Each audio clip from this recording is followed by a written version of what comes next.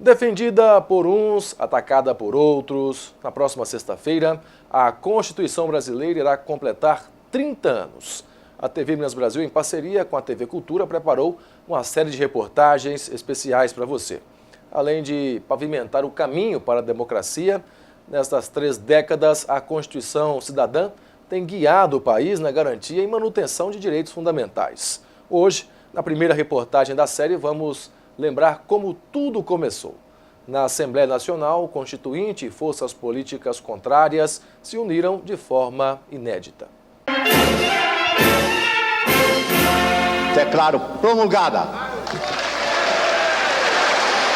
o documento da liberdade, da dignidade, da democracia, da justiça social do Brasil. Que Deus nos ajude que isto se cumpra. Um novo país começaria naquele 5 de outubro de 1988. Mas a reconstrução da democracia começou oficialmente 3 anos antes, em 15 de janeiro de 1985, com a eleição de Tancredo Neves, o primeiro presidente civil depois de 21 anos de ditadura militar.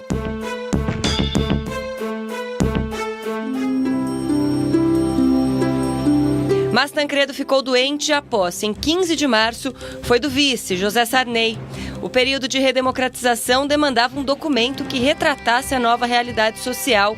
Em novembro, uma emenda à Constituição vigente de 1946 determinou a convocação de uma Assembleia Nacional Constituinte responsável por fazer a nova Constituição. Ela é o grande marco jurídico-político que quer inaugurar uma nova ordem jurídica e uma nova ordem política. A gente vinha de uma ordem ditatorial, com domínio militar, então ela marca a ideia de que nós queremos ter uma ordem civil, tá certo? Uma ordem democrática. As eleições que definiriam a maioria dos integrantes do Poder Legislativo a participar da elaboração da Constituição vieram no ano seguinte. Em 1984 houve a campanha para as diretas já, que foram campanhas de massa, a maior manifestação de massa da América Latina e da história do Brasil. A campanha direta já, ela não tem efeito no curto prazo, mas ela mostrou a força da oposição. E quando a Constituinte é eleita, é nesse contexto que ela é eleita. A instalação da Assembleia responsável pela nova Constituição do Brasil se deu no dia 1º de fevereiro de 1987. Logo na sessão inicial, veio o impasse sobre a participação de senadores eleitos em 1982 e a maioria votou pelo sim. Dos 559 parlamentares que passaram a assumir também o papel de constituintes, a maior parte era do estado de São Paulo. Fábio Feldman, então deputado federal, era um deles. Eu sinto muito orgulho, até porque, foi um ponto alto na minha vida. Eu tinha 30 e poucos anos. Foi a minha primeira eleição, eu me candidatei para ser constituinte. Cada deputado, cada senador tinha a noção clara da importância da Constituinte e queria deixar, entre aspas, um legado. As discussões sobre o conteúdo da maior lei do país envolveram 2 grupos distintos de constituintes. Um grupo que eu chamarei de a velha UDN, né, que apoiou o regime militar e que teve na transição a figura do presidente Sarney como grande liderança. Do outro lado, você tinha a figura do Ulisses Guimarães, que tinha sido um dos principais artífices da campanha das diretas e do próprio processo de transição, que num determinado momento, quando a Assembleia é instalada, ele dá à Constituinte um papel muito mais relevante do que o grupo palaciano queria que ela tivesse. E isso se dá, sobretudo, pela realização de um regimento interno, né, que cria 24 subcomissões e dá a essas subcomissões o poder de convocar a população para discutir a Constituição. Dentro e fora do Congresso, muitas vozes foram ouvidas. Eu fui a essa época ao Congresso várias vezes e era muito impressionante o movimento entre a Câmara e o Senado, naquele grande corredor, de representantes de sindicatos, pescadores, professores, de índios indo de um lado para o outro. Aquilo dava um movimento visualmente muito impressionante da sociedade brasileira toda procurando falar, procurando estar presente naquele momento. Depois de 1 ano e 8 meses de debates, estava pronta a 7ª Constituição do país. Mas a nossa lei maior é conhecida? Constituição Federal, não. Não sei. Não. Houve uma época que houve uma distribuição de constituições, então eu dei uma olhada geral. Completa não. Quanto mais a gente sabe, melhor. A democracia ela se fortalece com a participação popular, com a Constituição que traduz um pacto real da sociedade, tá certo? E com previsões que sejam previsões civilizatórias. A gente não pode ter retrocesso em previsões civilizatórias. Então, quando a gente fala dos direitos fundamentais, quando a gente fala de separação de poderes, quando a gente fala de soberania popular, da força do legislativo para dialogar sobre essas questões, a gente está falando de processo civilizatório. Na reportagem de amanhã da série sobre os 30 anos da Constituição Federal, vamos conhecer as razões que deram ao texto o nome de Constituição Cidadã. Pela primeira vez na história, as eleições no Brasil serão acompanhadas por observadores internacionais. 41 delegados de 18 países estarão em 12 estados e no Distrito Federal no dia da eleição. Eles já estão no país e monitoram os últimos dias de campanha. Depois da eleição, eles vão acompanhar a contagem dos votos. A Organização dos Estados Americanos é responsável pela missão. O acordo entre Brasil e OEA foi firmado no ano passado e ganha maior relevância agora, depois que o primeiro colocado nas pesquisas pôs em dúvida a confiabilidade da urna eletrônica.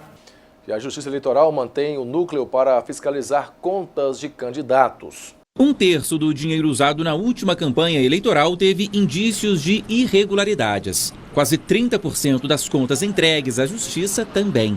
Entre os indícios, 2 foram campeões em volume de dinheiro: doador com renda incompatível e doador que é sócio de empresa beneficiária de recursos do governo. Já os mais comuns foram desempregado doando dinheiro e gente da mesma empresa fazendo doação. São os casos em que as pessoas físicas são utilizadas, digamos, entre aspas, como laranja para o ingresso de recursos em campanha. Por exemplo, nós tivemos um caso específico em que uma lista de doadores da mesma empresa doou o mesmo valor no mesmo dia para um determinado candidato, cujo candidato era sócio dessa empresa. E acredite, até morto doou dinheiro. São 290 doadores com registro de óbito. Foram quase 260 mil indícios de irregularidades que somaram R$1 bilhão nas eleições de 2016. Casos que foram encaminhados ao Ministério Público, que faz a denúncia, e à própria Justiça, que julga as contas de campanha. Os dados das eleições deste ano ainda não foram divulgados, não foram fechados, mas os 2 principais riscos já são conhecidos: a lavagem de dinheiro e o Caixa 2.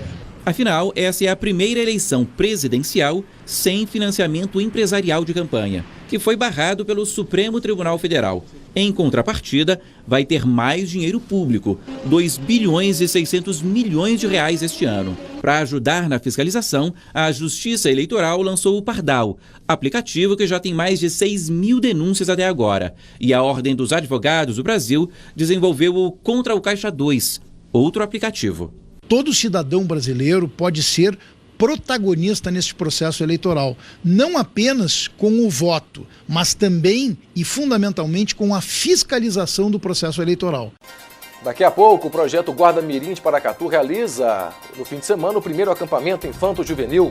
O prefeito Olavo Condé vai a Cristalina pedir a criação em Paracatu do tiro de guerra do Exército Brasileiro. E ainda conheça o projeto Mulheres Poderosas, que ajuda a melhorar a autoestima de mulheres em tratamento de câncer. Nós voltamos já.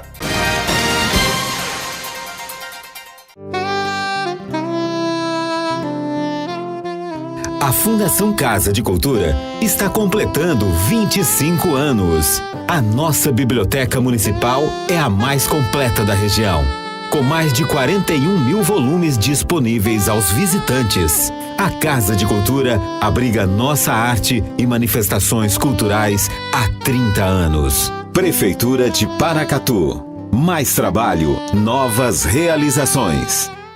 Os produtos Paracatu estão na mesa dos brasileiros. Venha pra cá você também, saborear os nossos queijos, manteiga e tudo de bom que a Coopervap oferece para você. E aqui no Hipermercado Coopervap, nós temos a melhor seção hortifruti para você. Frutas, legumes e verduras direto da horta para a sua mesa. Carnes fresquinhas todos os dias é no Açougue Coopervap. Melhor atendimento e menor preço. Guia Comercial de Paracatu. Seja visto, seja lembrado. Saca-rolha, a esquina mais agradável de Paracatu. O Saca-rolha oferece uma excelente variedade de petiscos, cervejas e shows musicais ao vivo. Rua Doutor Seabra, número 30, Praça do Santana.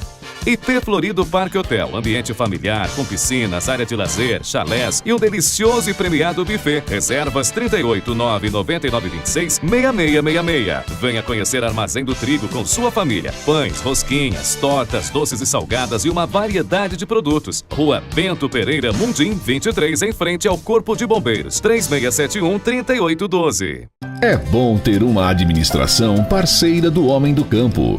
Depois de 30 anos de espera, os moradores da aldeia de cima finalmente viram ser construídas as tão sonhadas pontes. Há tempos precisava dessas duas pontes, tão lindas como ficou, né?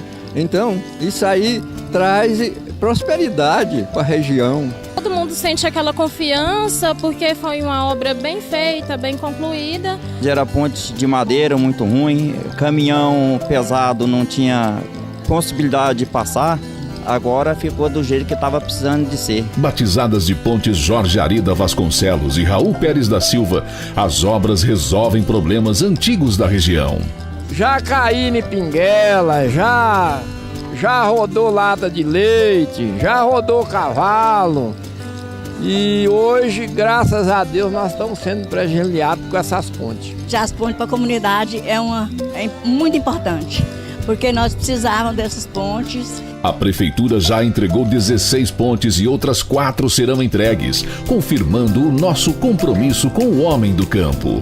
Prefeitura de Paracatu, mais trabalho, novas realizações.